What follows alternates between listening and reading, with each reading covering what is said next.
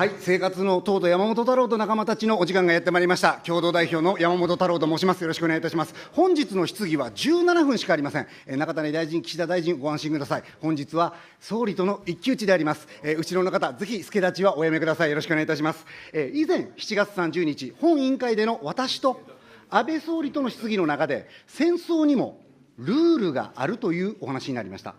民間人の殺害、軍事施設以外への攻撃、捕虜への拷問などの禁止、これは完全な国際法違反です。それらを禁止したものがジュネーブ諸条約、国際人道法などであり、日本はこれらの条約を批准しています。我が国はルール違反を許さない立場であります。総理、我が国はジュネーブ諸条約、国際人道法など国際法に違反する他国への支援、協力は行わないということを総理のお言葉で確認していただけますか。安倍総理大臣。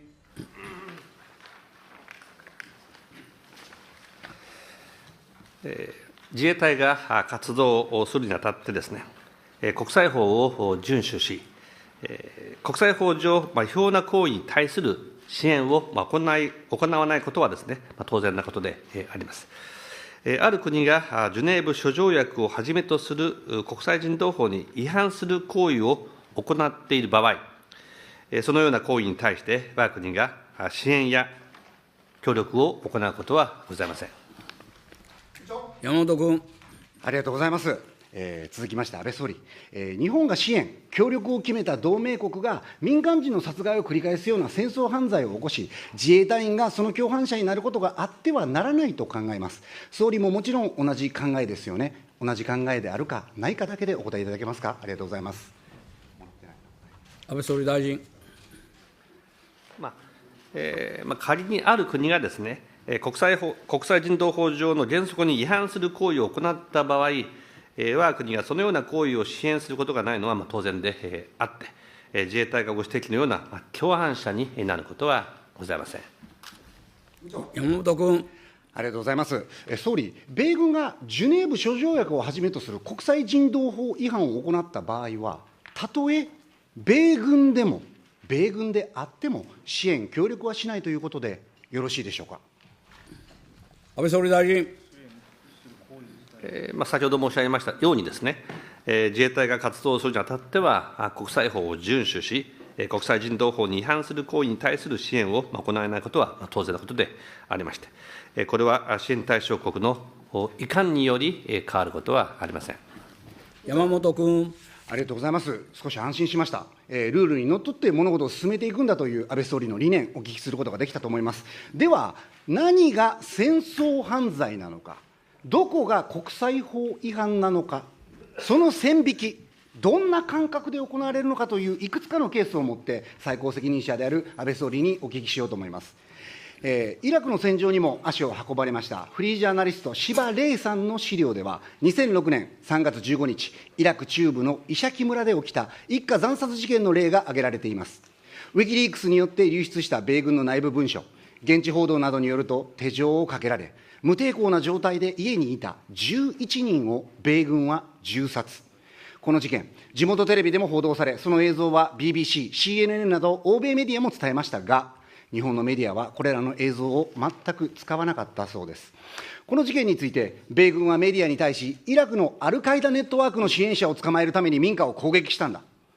敵から銃撃を受け、兵士たちは応戦した。そのように主張しました。そう聞くと一瞬、なるほど、テロリストの掃討作戦だったのねって思っちゃいますよね。でもですね、米軍が踏み込んだのは、そして殺害に及んだのは、地元小学校の教師であった当時28歳、ファイズ・ハラットさんの家でした。米兵に殺された中には、生後5ヶ月、3歳、5歳のファイズさんの子供たち、そして3歳の甥っ子、5歳の姪っ子も無慈悲にも殺害されました。被害者の中には、家を訪ねてきていた若い男女もいました。この2人は婚約者同士、次の週に結婚する予定だったそうです。地元の警察の報告によれば、子供や女性たちも手首を縛られ、目隠しをされた状態で殺害されていた。また米兵たちはファイズさんらを殺害後、家を爆破した上、家畜までも殺していったそうです。総理、これ、戦争犯罪ですよね。国際法違反ですよね。いかがですか。安倍総理大臣。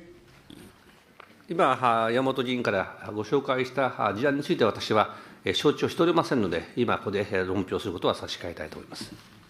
山本君。はい、当時ですね、小泉内閣の官房長官であった安倍総理なんですけれども、これ、一般論で答えてくださいよ。今のケースで分かるでしょ。後ろ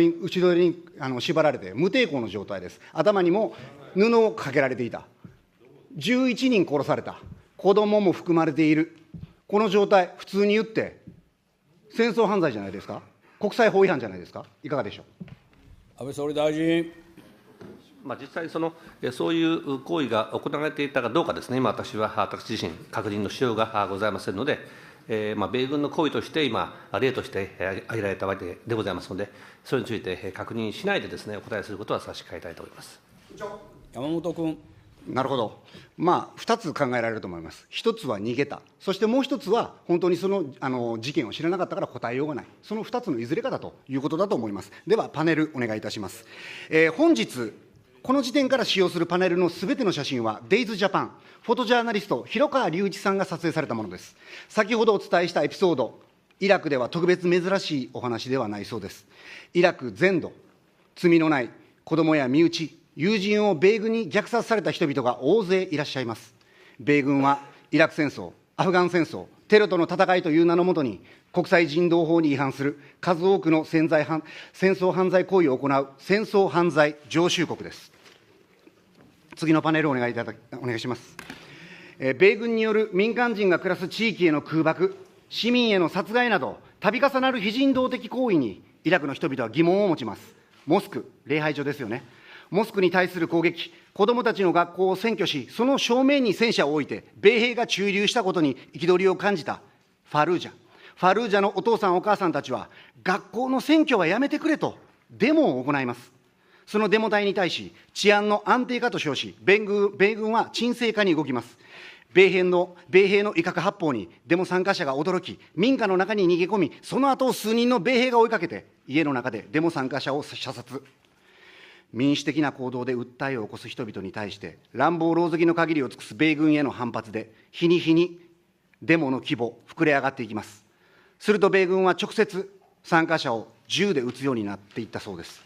米軍は占拠した学校の屋上に土のうを積み上げ、住民を狙撃する拠点を作ったそうです。そして2004年4月に続き、米軍は大規模な作戦を展開。ファルージャ総攻撃、ご存知ですよね、皆さん。報道陣は街からシャットアウトされます。米軍は街を完全に包囲します。人々が街から出れないようにし、食料や医薬品も外から供給できない、兵糧攻めの状態を作りました。完全に遮断された状況にしびれを切らせた40名を超えるイラク人、医療関係者が医薬品を持ってバグダッドから駆けつけ、ファルージャ総合病院を目指しましたけれども、17名の医療関係者は米軍に射殺されました。2004年11月、完全包囲されたファルージャの町に激しい空爆、砲撃始まります。ファルージャ総合病院は米軍に占拠されました。市内にあった2つの診療所は米軍が空爆しました。米軍の空爆によって火事が起きた場所、そこで消火活動をしていた地元の消防士、警官までも米兵は攻撃しました。夜間外出禁止という理由からです。この頃のイラク、米軍の上層部から各兵士に命令される交戦規定、戦場のルールですよね。交戦規定は毎日のように、下着を着替えるように、振り向くたびに、次々とこの交戦規定が変わっていったといいます。